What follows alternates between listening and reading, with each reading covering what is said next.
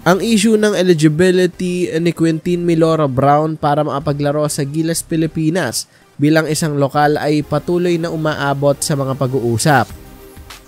Hindi ito nakatago sa mata ng Samahang Basketball ng Pilipinas o ng SBP, kung saan isang mapagkakatiwalaang source nga po nagsabi na matagal na silang nagtatrabaho upang masiguro yung eligibility ng UP Maroon Star na makapaglaro para sa Gilas bilang local player.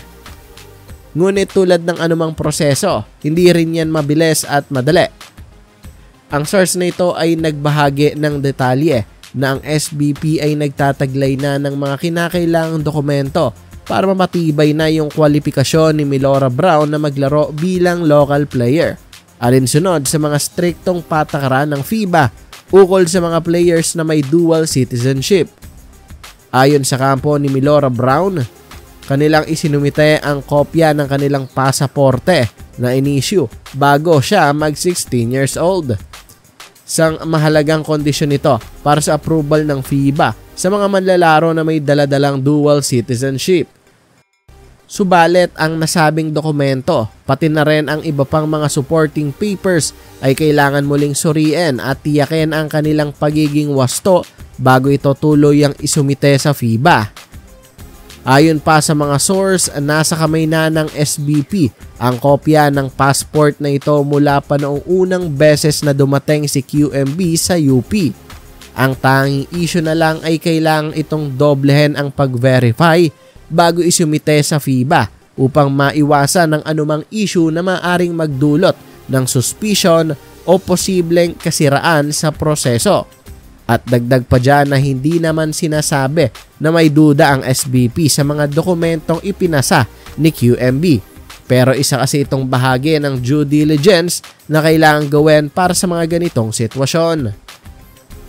Tinututukan naman ni SBP President Al Panlilio na sa isang mensahe ay nagpahayag ng pagiging agresibo ng kanilang samahan sa pagpapalakas ng Gilas team. Lalo na't aktibo na rin ang ibang bansa sa Asia sa paghahanap ng mga players para sa kanilang mga koponan. Ayon kay Al Panlilio, simula pa noong huling bahagi ng 2024, hindi nila tinitigilan ang pagsisiguro ng green light para kay Milora Brown na makapaglaro bilang isang lokal. Pinag-aaralan nilang mabuti ang green passport ni QMB. Nag-file na din sila sa FIBA kahit hindi pa komplento ang mga dokumento at patuloy pa rin nilang tinitingnan kung anong magiging status niya. Ang gusto kasi dito ng SBP ay ang makatiyak sila na maayos ang magiging mga papeles at ayaw nilang mamahiya. Pero syempre ang pangunahing layunin nila dito ay ang makapaglaro si QMB bilang local player sa Gilas Pilipinas.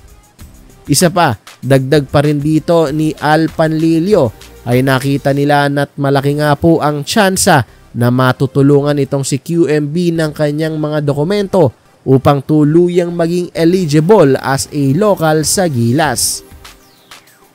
Samantala, aminado itong si President Al Panlilio na may mga pagkakataong hindi nila agad inilalabas sa publiko ang mga hakbang na ginagawa nila.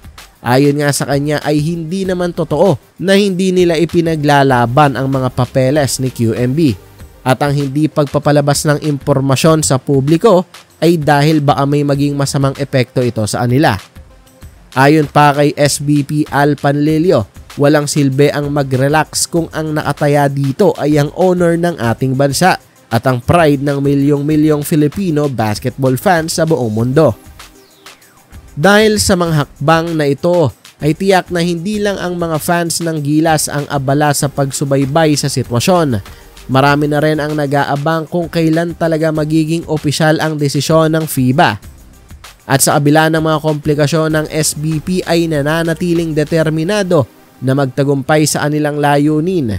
Ang kanilang mga hakbang ay hindi lang naglalayon na mapabilis ang proseso o hindi masigurado na lahat ng mga detalye ay tumpak at walang magiging problema sa hinaharap.